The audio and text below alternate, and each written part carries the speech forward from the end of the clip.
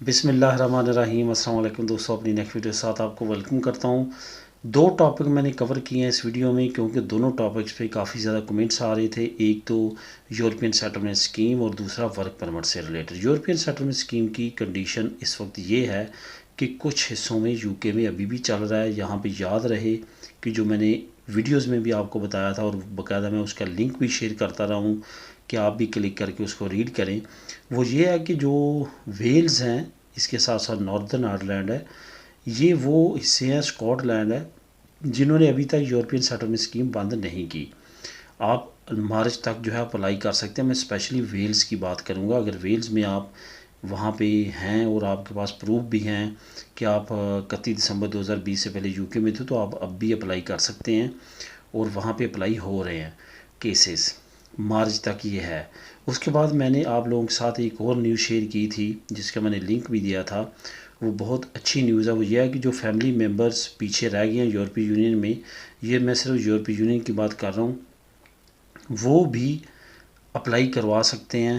وہ ان لوگوں سے جو ان کے انگلینڈ میں آلریڈی پری سیٹلمنٹ اسٹیٹس لے چکے ہیں، ان کے پاس وہاں پہ لیگل اسٹیٹس ہے، وہ یورپ میں رہنے والے اپنی ڈپینڈنٹ جو ان پہ ڈپینڈ کرتے ہیں، ان کو بلوا سکتے ہیں اپنے پاس، ان کو بینیفٹس دلوا سکتے ہیں وہاں پہ رہنے کا اور اسٹیٹس دلوانے کا۔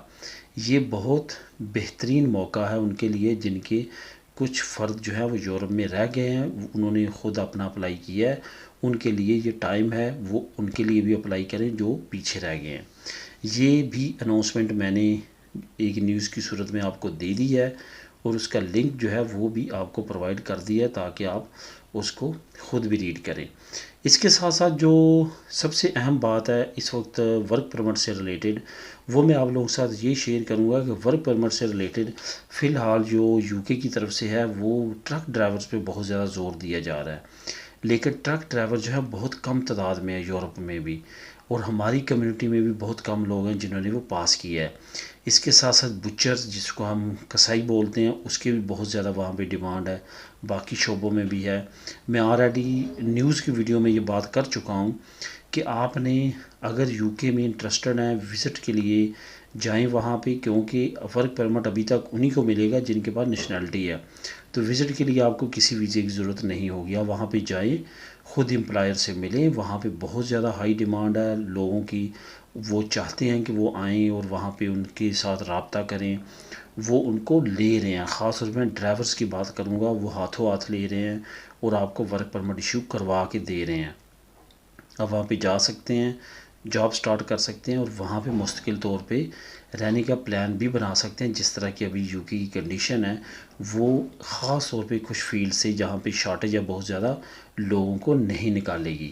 اس وقت تازہ ترین صورتحال یہی ہے کہ وہ چاہتے ہیں کہ لوگ اپلائی کریں۔ اب یہاں پہ میں ایک دو چیزیں اور کلیئر کر دوں۔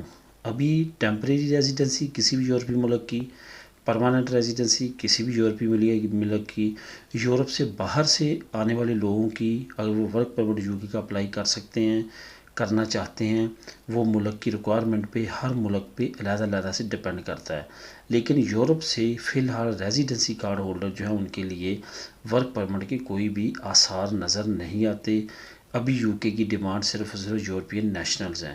اسی وجہ سے جو پرماننٹ کارڈ ہولڈر ہیں یا دوسرے لوگ ہیں، وہ اپلائی نہیں کر سکتے، کیونکہ کچھ دوستوں کی طرف سے جن کے پاس کارڈز ہیں، ریزیڈنٹ کارڈ، ان کی طرف سے بھی کچھ کمنٹس میسج آئے ہیں۔ ان کے لیے یہی ہے کہ ویٹ کرنا پڑے گا، ہو سکتا ہے مزید شارٹیج بڑھے تو ان کے لیے بھی اوپن کر دیا جائے، لیکن فی الحال ایسا نہیں ہے۔